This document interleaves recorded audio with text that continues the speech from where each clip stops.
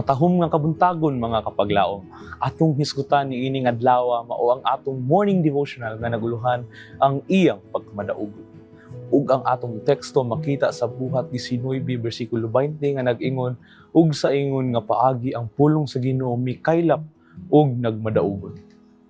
Ang panagbangi tali sa maayo ug daotan tinuod ang daotang mga espiritu aktibo sa pagdala ug kahadlok, kasakit ug kalaglagan, ingon man usab mga babag sa pagpakaylap sa maayong balita.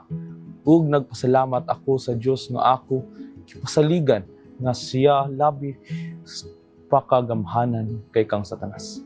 Aron ang mga sumusunod ni Jesus makapahulay sa kasiguruhan sa iyang gahom nga makapanalipon. Ako kanunay nagabiyahe ug sa diha nga nakaabot ako sa akong lawak sa hotel. Ang unang butang nga akong buhaton mao ang pagluhod ug paghangyo sa Dios nga modumala ni ana nga dapit pinaagi sa gahom sa dugo ni Jesus.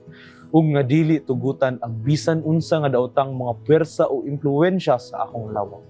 Bisan unsa pa ang nahitabo dinhi niini sa wala pa ko moabot.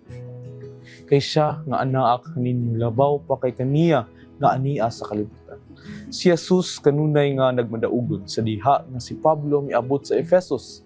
Ang Dios nagpahigayon og gamhanang mga milagro sa pagpang-ayo ug panghingilin sa daotang mga espiritu hinaagi kaniya.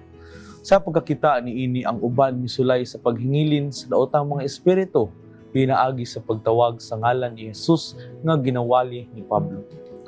Nga daw kini usa ka salamangka o usa ka formula sa pagpanalangin. 7 ka anak nga lalaki sa usa ka Hudeo ang labawng saserdote nga ginganlan og Seva misulay sa pagbuhat niini. Kang Hesus nakaila ako ug kang Pablo nakaila ko. Apan kamo si kinsa man kamo. Ang daotang espiritu milupig sa mga impostor ug kinahanglan sila nga mokalagyo gikan ni adtong balayo. Wala nato giatubang ang mga puwersa sa kangit-ngit sa atong kaugalingon. Wala nato gusip nga piano ang daotan. Apan ang tanang daotang mga espiritu nakaila og gilupig pinaagi sa gahom sa ngalan ni Jesus. Ug sila nahibalo sa mga ngalan ni adtong iya ni Jesus. Tungod kay ang iyang gamhanan ug hingpit nga panalipod, nagatabon kanto. Kini nga hitabo mikaylap sa tibuok Efesos ug gipadako ang ngalan sa Ginoong Jesus.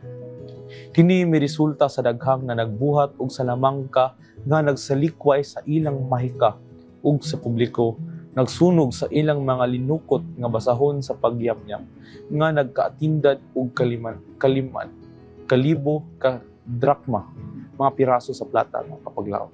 Tungod sa gahom nga gituuhan nga ilang gipanag-iya, nuni nga punto nga si Lucas, ang tagsulat sa buhat. Naghimo sa ikalima nga taho sa pag-uswag niini nga libro. Ug sa ingon nga paagi ang pulong sa Ginoo mikaylap ug nagmadaugon. Oo, nagmadaugon si Jesus batok sa daotan. Sa krus iyang gipildi ang kadautan alang sa kayuhan. Bato ni ang kasiguruhan nga ang ngalan ni Jesus magpanalipod kanimo. Mag-ampot ta mga kapaglaom. Amahan namo nang sa mga langit. Ginoo, salamat kayo sa imong pagpahinumdom karong buntaga nga kami ug madaugon gyud Ginoo kung ikaw ang kuyog namo. Ikaw among kauban Ginoo. Ginoo, hinaot nga imong tabangan nga kami pod magmadaugon sa mga problema sa kinabuhi nga tungod kay ikaw na sa mong pilihan. Ginoo, daghan pa kayo mig gusto nga ibutang dira sa imong tiilan nga aron kami magmadaugon. Tabangi kami Ginoo. Ginoo, pasaylo kami sa mga sala tungod kay kami napakyas sa buhat sa pulong sa unahuna. Amen.